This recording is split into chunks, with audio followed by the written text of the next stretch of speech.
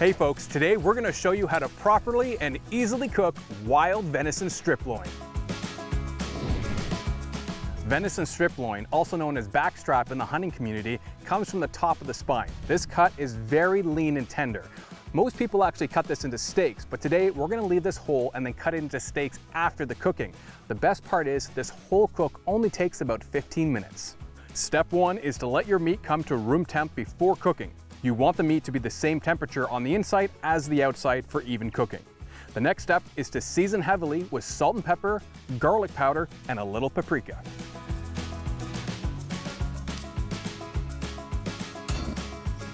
Okay, we're ready to get cooking. Got this cast iron pan and we're going to heat it up to medium-high heat. I'm just adding a little bit of sunflower oil here. What we want to do is sear the loin. This is going to produce those deep, rich, meaty flavors and colors that we all love. This process is actually known as the Maillard reaction. So just get your loin into the pan and you want to hear that hard sizzle. What we're going to do is we're going to cook this and we're not going to move it until it's ready to be moved. When it's ready to be flipped, it will release from the pan. When it does release, just flip it over and brown as many ends as you can. Okay, we got the meat all browned nicely. We're gonna turn the heat down to low. I'm gonna add in a big stick of butter and some rosemary and a crushed garlic clove. What we wanna do here is we're gonna be basting the meat in this butter. As this cooks, all the rosemary and the garlic's gonna flavor the butter, and it's actually going to continue to cook this meat as we baste. Just tilt the pan a little bit towards you so that part is over the actual flame. After a few seconds of basting or so, just rotate the loin, and this will just ensure that we have even cooking. We're gonna try to aim for medium rare on this, but when it comes to venison, you really should be looking to cook to rare to at the most medium rare. Medium rare is 135 degrees. So our plan will be to baste this until we hit about 130 degrees, because we actually want to stop cooking about 5 degrees before the doneness that you want.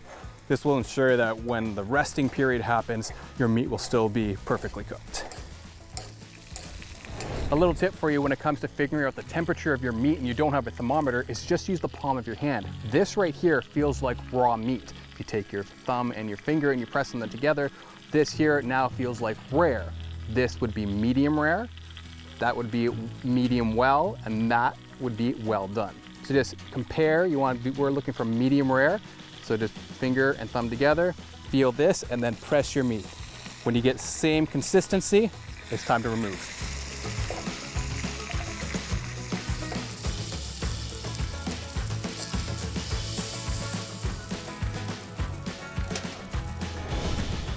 Okay, the meat's rested for 10 minutes and we're ready to get slicing, but I do want to stress, please let your meat rest. If we were to cut into this right after cooking, all those juices would have just poured straight out. Since we gave it time to rest, the protein molecules had time to reabsorb all that moisture. So just grab a sharp knife and just start slicing fairly thick chunks. You see beautiful pink meat here and you don't see any juices running out onto the board. And that's simply because we let it rest. Now just arrange the meat on a platter and add a little bit of salt. Finally, top it off with a couple spoonfuls of that hot brown butter. Hey guys, thanks for watching. If you enjoyed this video, please like and subscribe to our page and follow us on Facebook and Instagram.